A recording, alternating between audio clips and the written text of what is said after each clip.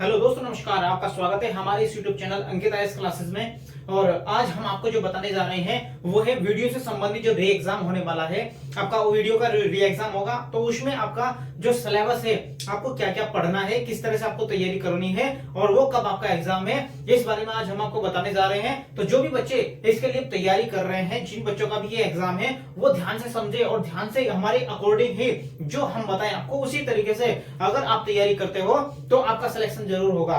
तो आप ध्यान से देखना कि आपको किस तरह से क्या क्या आपका सिलेबस होगा, किस तरह से आपको तैयारी करनी है। क्योंकि जो आपका एग्जाम है ये लगभग होगा जून 26 और 27 जून को ये आपका एग्जाम जो है वो डेट इसकी निर्धारित कर दी गई है। और इसी के अनुसार आपको अब आपके पास लगभग 1.5-2 महीना है, तो उसी के अनुसार अब आपको तैयारी करनी है। जो बच्चे पहले से ही लगे हुए, बहुत ज्यादा बच्चे हैं जिनका ये एग्जाम है, क्योंकि 14 लाख बच्चों ने फॉर्म भरा था, तो 9 लाख ने पिछली बार दिया था, लेकिन अभी सारे के सारे एग्जाम देंगे फिर दोबारा से।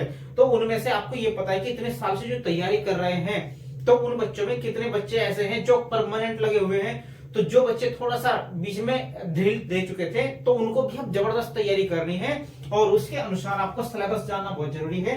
क्या क्या आपको सिलेबस में आना है, क्या क्या पढ़ना है, तो इसके बारे में आप यहाँ से देखेंगे। बस ध्यान से सिलेबस को समझ लेना कि किस तरीके से क्या सब्जेक्ट आपको पढ़ना है। देखिए, आपका सबसे पहला है ये आपके जो सिलेबस है, उस सिलेबस में पहला जो आएगा सब्जेक्ट एक हिंदी आएगा। तो पहला हिंदी आता है, जिसके 50 क्वेश्चन आएंगे। आपके कितने क्वेश्चन होंगे? 50 क्वेश्चन। और दूसरा आता है आपका रीजनिंग और रीजनिंग के भी 50 क्वेश्चन आपके आएंगे। 50 क्वेश्चन तो हिंदी के होंगे और 50 क्वेश्चन रीजनिंग के होंगे। और तीसरे नंबर पे आपकी जीके जीएस। तो जीएस जो होंगे, जीएस के भी आपके 50 क्वेश्चन होंगे। अब आपको ये तीनों चीजें पढ़नी है और इन तीनों चीजों को पढ़ने के बाद ही आपका इसमें सिलेक्शन हो पाएगा, जिनको आपको पूरी तरीके से एक स्ट्रेटजी बना करके पढ़ना है। तो इनमें से आपको एक हिंदी हो गया, ये हो गया, ये हो गया। जो 150 क्वेश्चन आपके टोटल कितने हो गए? 150 क्वेश्चन। लेकिन एक क्वेश्चन 2 नंबर का है, तो आपका 300 नंबर के आपके पेपर हो जाएंगे। तो 300 नंबर का पेपर होगा और 300 नंबर के पेपर में से आपको कितने नंबर लाने हैं? लगभग 200 प्लस मार्क्स आपको लेकर के आने हैं। 200 प्लस मार्क्स अगर आप लेकर के आते हो तो आपका सिलेक्शन पक्का है, पक्का सिलेक्शन है आपका। बस ये याद रखना है आपको कि 100 क्वेश्चन आपके सही कम से कम होने चाहिए, क्योंकि इसमें जो निगेटिव मार्किंग है आपकी वो 1/2 की है। 1/2 की निगेटिव मार्किंग है आपकी। अब 1/2 की जो निगेटिव मार्किंग है, ये बहुत खतरनाक मार्किंग मानी जाती है। तो 1/2 यानी कि अगर आपका 2 क्वेश्चन गलत हैं, 2 क्वेश्चन गलत हैं, तो 1 नंबर आपका साफ हो जाएगा। 2 तो भी नंबर गए और 1 नंबर अलग से जो पॉजिटिव आपको मिला है, 1 नंबर वो भी साफ हो जाएगा।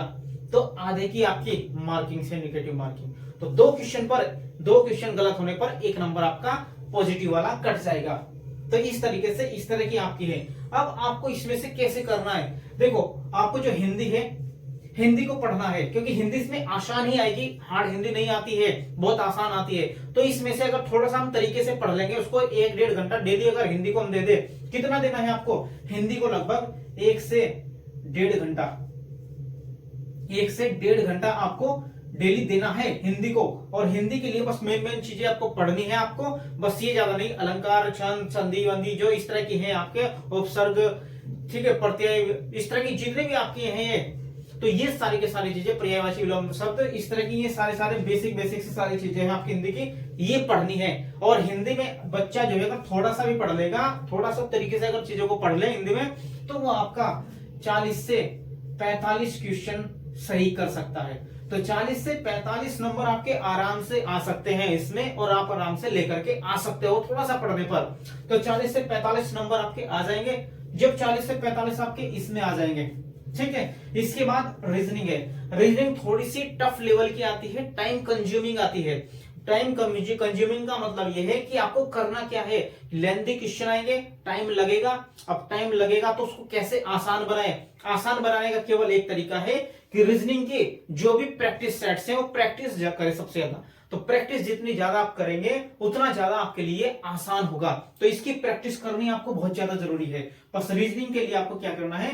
प्रैक्टिस करनी है, जितनी भी ज्यादा से बार बार कर सको। बड़े बड़े क्वेश्चंस की जितने भी लेंथी क्वेश्चन होते हैं, जिस तरह के क्वेश्चन इसमें आते हैं, ठीक है, उसी तरह के क्वेश्चन जो आएंगे उस तरह के क्वेश्चनों की इसकी प्रैक्टिस करनी है, जिससे कि आप वहां पर जो क्वेश्चन है वो बहुत तेजी के साथ कर सको, जिससे आपको बाद में जीएस और हिंदी के लिए भी समय मिल सके। तो यानी कि रीजनिंग के, क्योंकि उसमें क्या होता है कि रीजनिंग के क्वेश्चन में गलती होने की संभावना सबसे कम होती है, तो रीजनिंग में आप गलती नहीं कर पाओगे अगर आप तरीके से अपने तरीके से क्या क्या प्रैक्टिस की हुई है, तो आपका बिल्कुल क्वेश्चन सही होगा और निगेटिव मार्क्स नहीं जाएंगे।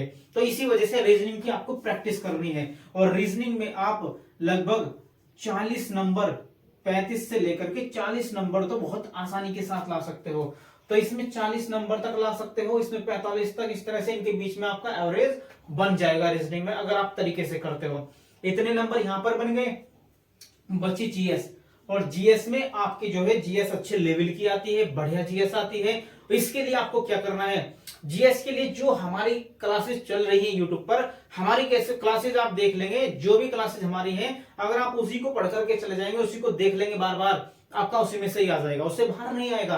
तो बस आपको जीएस के क्या करने हैं, आपको बार बार इसको भी 3 घंटे, लगभग 2-3 घंटे जीएस को देने हैं।